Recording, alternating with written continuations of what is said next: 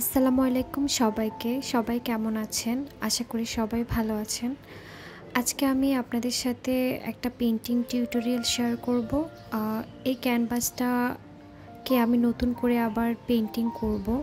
এই ক্যানভাসটার ফিনিশিংটা ভালো না হওয়ার কারণে আমি আবার নতুন করে এটাকে পেইন্টিং করব।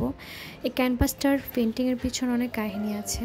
এটাতে আমি ফার্স্ট টাইম গোয়াশ কালার দিয়ে করেছিলাম, তখন আমার কালার সম্পর্কে কোনো আইডিয়া ছিল না, গোয়াশ কালার। সো আমি একটু মেস আপ করে ফেলেছিলাম। নাও ক্যানভাসটা রং করার জন্য আমার লাগবে ব্ল্যাক কালার। সো আমি এখানে ব্ল্যাক কালার নিয়েছি। আমি ব্যাকগ্রাউন্ড হিসাবে ব্ল্যাক কালার ইউজ করব। গোয়াশ কালারটা যেহেতু একটু ভারী, সো এটাকে ভালো করে মিক্স করে নিতে হবে। মিক্স করার জন্য আমার একটা ফ্ল্যাট ব্রাশ লাগবে। সো আমি এখন এই ব্রাশটার সাহায্যে ব্ল্যাক কালারটাকে খুব ভালো করে মিক্স করে নিব। এই কালারটা অনেক বেশি ভারী, এটাকে খুব ভালো করে পাতলা করে নিতে হয়, না হলে ক্যানভাসে এটা বসতে চায় না। আমি এখন ব্যাকগ্রাউন্ডে ব্ল্যাক কালার করে নিব।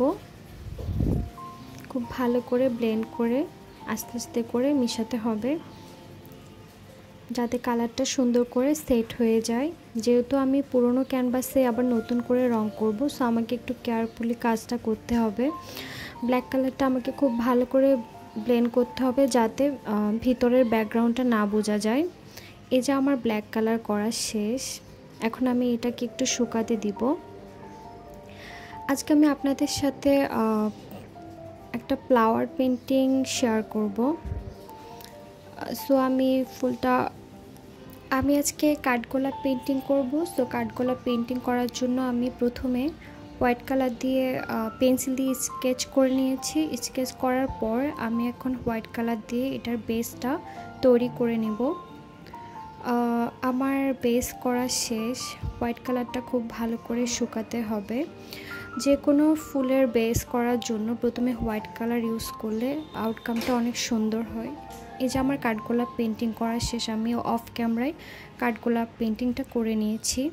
এখানে আমি 3টা কালার ইউজ করেছি, ইয়েলো, রেড, ব্লু আর রেড মিক্স করে একটা কালার তৈরি করেছি। দেন আমি কিছু পাতা এঁকে নিয়েছি। তারপর আমি পাতার ডিটেলিংটা করব। সেখানে পাতার ডিটেলিংটা করার জন্য আমি light green plus safe green এই 2টা কালার মিক্স করে একটা কালার তৈরি করে পাতার ডিটেলিংটা করেছি। একটু লেমন ইয়েলো ইউজ করেছি। সবাই বলবেন যে আমার পেইন্টিংটা কেমন হয়েছে।